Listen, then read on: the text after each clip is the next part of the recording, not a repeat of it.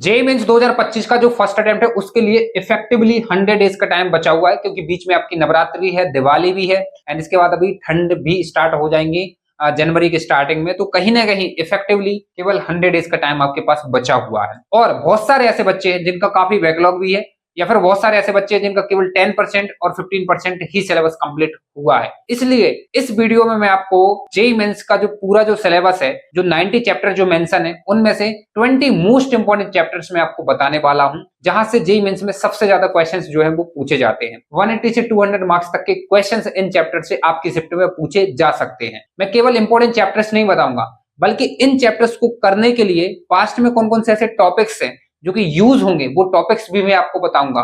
And साथ ही best resources क्या हैं और इन चैप्टर्स को आप कैसे मास्टर करोगे इस लिमिटेड टाइम में, वो भी मैं आपको बताने वाला हूं। और ये जो चैप्टर्स हैं, ये मैं जेईई मेंस 2024 के जो पेपर्स हैं उनको मैं एनालाइज करके बता रहा हूं। एंड साथ ही जब मैंने पेपर दिया था 2023 में, तो उससे पहले मैंने सारे जेईई मेंस की पीवाईक्यूज जो है वो सॉल्व किए थे।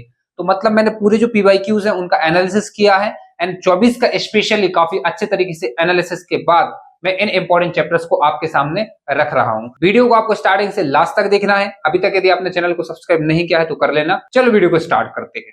तो फिजिक्स के जो सबसे ज्यादा जो 4 इंपॉर्टेंट चैप्टर्स आपकी क्लास 12th का जो पार्ट 1 है एनसीईआरटी का, वहां से जो सबसे ज्यादा जो स्कोरिंग चैप्टर्स हैं वो आपको बोर्ड पर दिख रहे होंगे। सबसे पहला जो चैप्टर है वो है इलेक्ट्रोस्टैटिक्स, कैपेसिटर एंड ग्रेविटेशन। आपको लग सकता है कि भैया ग्रेविटेशन क्यों कंबाइन कर दिया, क्योंकि ये आपको भी पता है ग्रेविटेशन एक बहुत छोटा चैप्टर है और यहां से एक क्वेश्चन आपका आता है। और ग्रेविटेशन जो है वो आपको इलेक्ट्रोस्टैटिक्स के बाद ही पढ़ना होता है, क्योंकि यहाँ पे ग्रेविटेशनल फील्ड पढ़ोगे, यहाँ पे आप इलेक्ट्रिक फील्ड पढ़ोगे, यहाँ पे आप इलेक्ट्रिक पोटेंशियल पढ़ोगे, यहाँ पे आप ग्रेविटेशनल पोटेंशियल पढ़ोगे। तो मतलब कुछ ना कुछ ये 50% जो चैप्टर है वो इलेक्ट्रोस्टैटिक्स का ही कॉपी होता है। और यहाँ पे दो इंपॉर्टेंट जो कॉन्सेप्ट होते हैं, वेरिएशन इन जी एंड जो मोशन ऑफ सैटेलाइट है, यहाँ से क्वेश्चन आते हैं। तो वो आपका 2 लेक्चर का काम है। आप इजीली ग्रेविटेशन जो है वो बहुत स्पीड में कवर कर लोगे यदि आपने इलेक्ट्रोस्टैटिक्स को पहले कर रखा है। तो यहाँ से आपके 3 से 4 क्वेश्चन जो है वो आपकी शिफ्ट में पूछे जाएंगे। इसके बाद नेक्स्ट जो चैप्टर है वो है करंट एंड इलेक्ट्रिसिटी, 2 से 3 क्वेश्चन आएंगे। एंड इसके बाद मूविंग चार्जेस एंड फील्ड और जो आपका अल्टरनेटिव करंट है, यहाँ से दोनों चैप्टर से मिला के आपकी शिफ्ट में कंफर्म्ड 3 क्वेश्चन एटलीस्ट आने वाले हैं।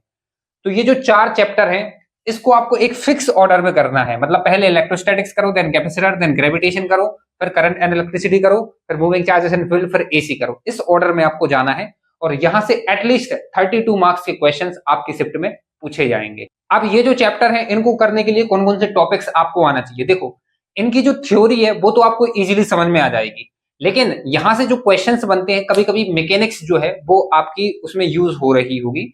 और कुछ कुछ ऐसे कॉन्सेप्ट भी हैं जब आप पढ़ोगे तो उसमें थोड़ी सी जो मैकेनिक्स के जो चैप्टर्स हैं 11th वाले वो थोड़ी सी यूज हो रहे होंगे। तो वो मैं आपको बता दे रहा हूँ। इनके लिए आपको एनएलएम आना चाहिए डेफिनेटली यार, एफबीडी बनाना तो आपको आना ही चाहिए। एंड इसके बाद वर्क एनर्जी पावर जो है ये चैप्टर आपको पूरा ही आना चाहिए। ये काफी इंपॉर्टेंट चैप्टर है, इसको आपको करना चाहिए। इसमें जो पोटेंशियल एनर्जी है, काइनेटिक एनर्जी है, वर्क क्या होता है, और इसमें जो वर्क एनर्जी थ्योरम है, जो total mechanical energy conservation theorem है, वो आपको आनी चाहिए। एंड इसके बाद सर्कुलर मोशन आपको आना चाहिए, क्योंकि जब आप मूविंग चार्जेस एंड फील्ड पढ़ोगे तो इसमें आपका सर्कुलर मोशन वाला आपको एक दिख जाएगा। जब कोई भी चार्ज जो है वो मैग्नेटिक फील्ड में एंटर होता है, या फिर चार्ज जब इलेक्ट्रिक फील्ड में एंटर होता है तो उसका पाथ क्या होता है, वहां पे थोड़ा सा सर्कुलर मोशन का कॉन्सेप्ट यूज हो रहे होंगे। एंड इसके बाद मोमेंटम कंजर्वेशन थ्योरम आपको आना ही चाहिए। और जब आप अल्टरनेटिव करंट करोगे ना तो उसमें आपको थोड़ा सा एसएचएम का भी यूज होते हुए दिख रहा होगा, तो एसएचएम भी आपको आना चाहिए। और मैं आपको बता दूं कि जो एसएचएम में जो टाइम पीरियड का जो कॉन्सेप्ट होता है उस पर भी क्वेश्चन आपको यहाँ पर देखने को मिल जाएंगे, तो एसएचएम आप कर सकते हो। हाँ, एक चीज ये है कि ये जो इंपॉर्टेंट चैप्टर्स हैं यदि आपको इनको करना है तो ये चैप्टर्स हैं, इनमें आप बढ़िया तरीके से वन शॉट आप देख सकते हो। और वन शॉट के लिए आप बाउंस बैक सीरीज को बढ़िया से फॉलो कर सकते हो, या फिर जयंत नागदा सर की जेईई जुनून नाम से एक सीरीज चली थी, आप उसको भी फॉलो कर सकते हो, या फिर मंजिल सीरीज आपके सामने है, आप उसको भी फॉलो कर सकते हो। और ये जो चैप्टर्स हैं यदि आपको मेंस लेवल से थोड़ा सा और ऊपर करना है ना, मेंस प्लस प्लस लेवल के लिए, तो आप जयंत नागदा सर को ब्लाइंडली फॉलो कर सकते हो। उनको बहुत ही प्यारी प्लेलिस्ट विद डीपीपी डली हुई है, उनकी लिंक जो है आपको डिस्क्रिप्शन में मिल जाएगी, आप वहां से फॉलो कर सकते हैं। और यदि आपको कोई मैकेनिक्स के यदि ये चैप्टर्स आपको फुल देखने हैं तो आप एबीजे सर के लेक्चर्स को फॉलो कर सकते हैं। तो आपको स्क्रीन पे दिख रहे होंगे, आपको इस ऑर्डर में करना है। ये प्री रिक्विजिट्स हो गए आपके, एटलीस्ट 32 मार्क्स के क्वेश्चंस आपके यहाँ से आ रहे होंगे। अब बात करते हैं नेक्स्ट चैप्टर्स की। इसके बाद यदि फिजिक्स के और चैप्टर्स की मैं बात करूं तो इसके बाद आपका आता है रे ऑप्टिक्स, जहां से 1 से 2 क्वेश्चन आपकी शिफ्ट में रखे जा सकते हैं। एंड मॉडर्न फिजिक्स, देखो जो मॉडर्न फिजिक्स है इसके 4 पार्ट होते हैं। आप फोटो इलेक्ट्रिक इफेक्ट पढ़ते हो, देन एटम्स पढ़ते हो, आप न्यूक्लियाई पढ़ते हो और सेमीकंडक्टर पढ़ते हो। फोटो इलेक्ट्रिक इफेक्ट जो है इसमें आइंस्टीन इक्वेशन है, आपके 2 से 3 लेक्चर होंगे, दैट्स इट। एटम जो है वो फिजिक्स जो केमिस्ट्री में भी कॉमन है और इसमें भी केवल 3 से 4 लेक्चर्स होते हैं। एंड जो आपका न्यूक्लियाई है, यहाँ से रेडियो एक्टिविटी आपका मेंस में डिलीटेड है, तो इसमें भी केवल 2 से 3 लेक्चर होंगे। और जो आपका जो ट्रांजिस्टर है, जो सेमीकंडक्टर है, उसमें आपका ट्रांजिस्टर डिलीटेड है, तो यहाँ पे भी आपको केवल 4 से 5 लेक्चर देखने को मिलेंगे। तो यदि ओवरऑल देखा जाए तो पूरी जो मॉडर्न फिजिक्स है वो सबसे ज्यादा इजीएस्ट भी है और सबसे ज्यादा छोटा सेक्शन भी है और सबसे ज्यादा स्कोरिंग भी है। और यहाँ से आपके 4 से 5 क्वेश्चन आ रहे होंगे, बहुत इजीली और स्पीड में आप कर सकते हो। 4 क्वेश्चन तो कंफर्म पूछे जाएंगे। And heat and thermal physics जो है पूरी 11th में आपकी मैकेनिक्स है, एसएचएम वेव है वहां पर, और साथ ही में थर्मल फिजिक्स है। थर्मल फिजिक्स पूरी 11th में इजीएस्ट है मेरे हिसाब से, और आप बहुत काफी स्पीड में कर सकते हो। आपको केवल फॉर्मूले लेवल पे इनको तैयार करना है। एंड कहीं ना कहीं थर्मोडायनेमिक्स, जो लॉज ऑफ थर्मोडायनेमिक्स है वो आपका केमिस्ट्री में भी कॉमन है, तो दोनों जगह आपको फायदा मिल जाएगा थोड़ा सा। तो थर्मोडायनेमिक्स से भी आपके 2 से 3 क्वेश्चन जो है वो आपकी शिफ्ट में पूछे जाएंगे। तो ये 3 चैप्टर्स थे, यहाँ से एटलीस्ट आपको 28 मार्क्स के क्वेश्चन आपकी शिफ्ट में देखने को मिल जाएंगे। तो यदि टोटल फिजिक्स में अभी जो मैंने चैप्टर्स बताए हैं वहां से अराउंड 60 मार्क्स के क्वेश्चन जो है वो आ रहे होंगे। अब बात करते हैं कि इन चैप्टर्स को करने के लिए आपको कौन कौन सी टॉपिक्स आना चाहिए। तो ये तीनों जो चैप्टर हैं इंडिपेंडेंट है। रे ऑप्टिक्स को करने के लिए आपको आगे पीछे की बिल्कुल भी नॉलेज होने की जरूरत नहीं है, आप रे ऑप्टिक्स को कभी भी स्टार्ट कर सकते हो।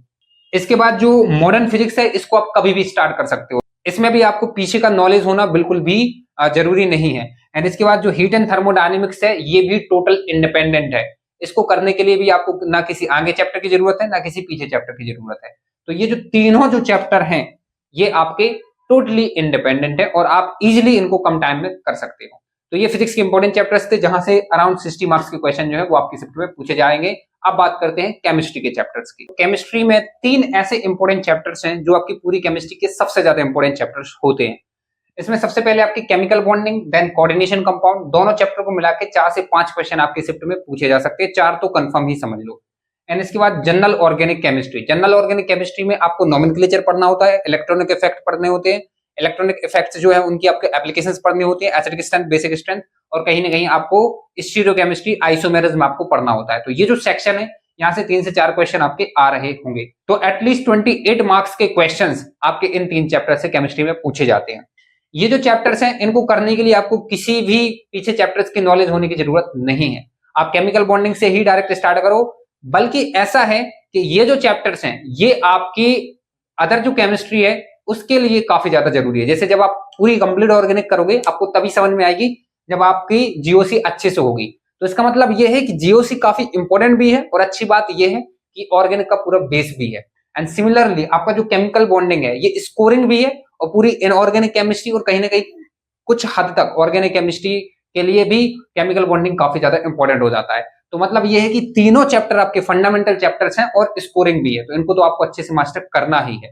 अब बात आती है कि कैसे आप मास्टर कर सकते हो, तो आप तीनों चैप्टर के लिए मोहित त्यागी सर के चैनल को फॉलो कर सकते हो, लिंक मैं आपको डिस्क्रिप्शन में दे दूंगा। अब इसके बाद जो नेक्स्ट जो आपके चैप्टर्स हैं वो आपका सबसे पहले aldehyde, ketone and carboxylic acid. हाँ, मुझे पता है कि ये चैप्टर थोड़ा सा बड़ा है, लेकिन यहाँ से आपके 2 क्वेश्चन तक जो है आपके पेपर में पूछे जाएंगे। एंड इसके बाद amines, one of the most important chapter, और इलेक्ट्रोकेमिस्ट्री, ये दोनों चैप्टर यदि मैं जेईई 2024 के एनालिसिस की मैं बात करूं तो 20 शिफ्ट हुई थी, आपको भी पता है।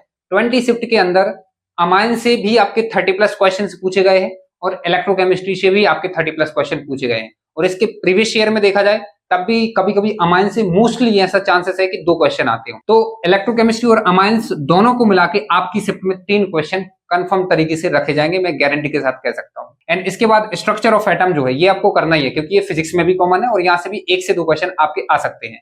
और जो स्ट्रक्चर ऑफ एटम के पीछे जो क्वांटम नंबर्स हैं वो काफी ज्यादा इंपॉर्टेंट होते हैं, क्योंकि तभी आपको पीरियोडिक टेबल जो है वो ज्यादा अच्छे से समझ में आएगी। इलेक्ट्रॉनिक कॉन्फ़िगरेशन जब आप सीखोगे तभी आपको आगे जो है और केमिस्ट्री समझ में आएगी। तो स्ट्रक्चर ऑफ एटम आपको करना ही है।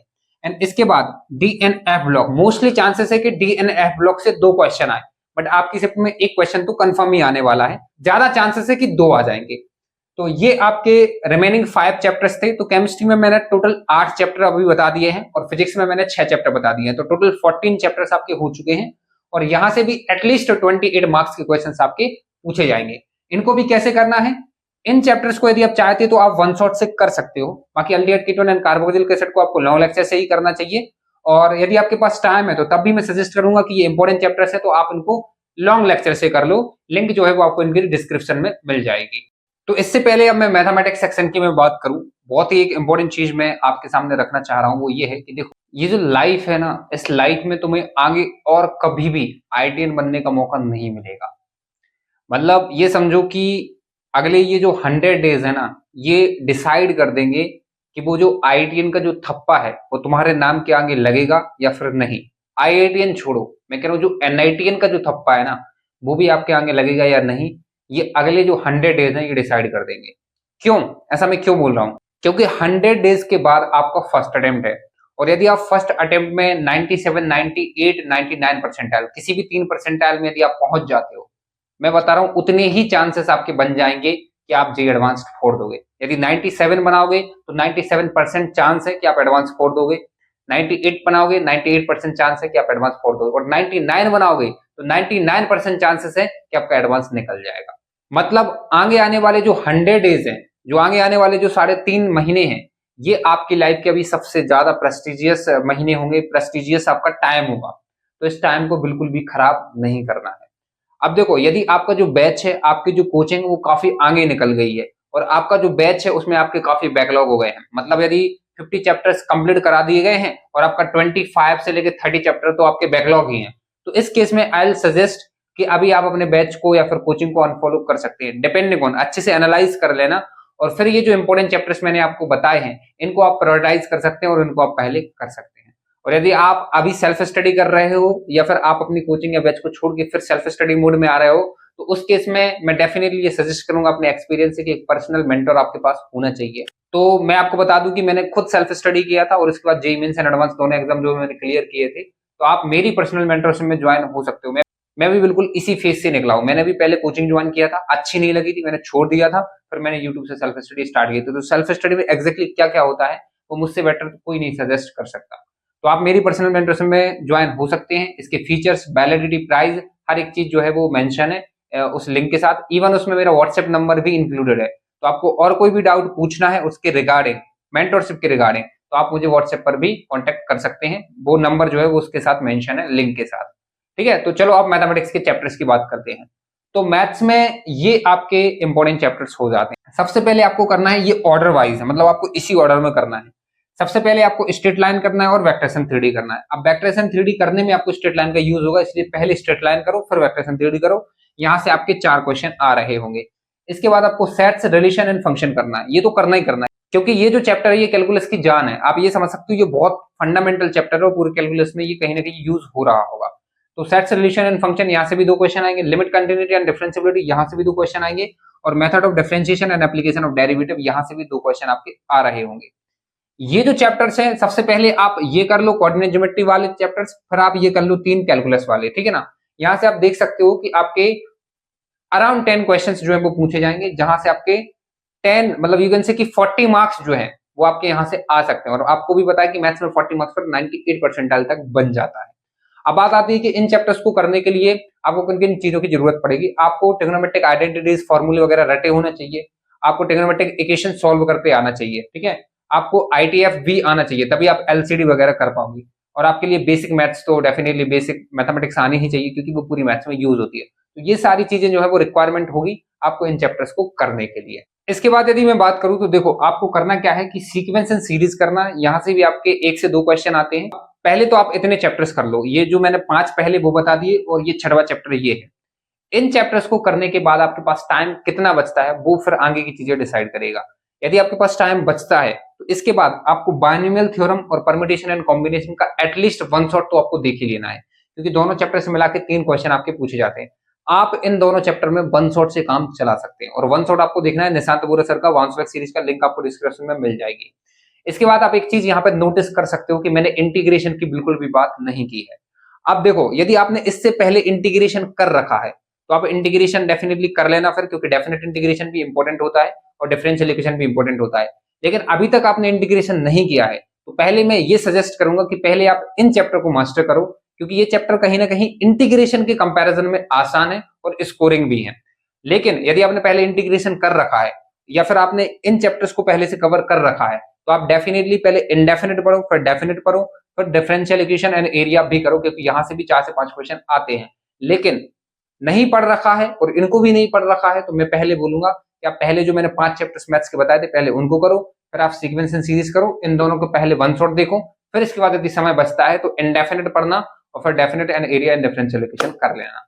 तो ये आपके फिजिक्स, केमिस्ट्री और मैथ्स के 20 मोस्ट इंपोर्टेंट चैप्टर्स थे।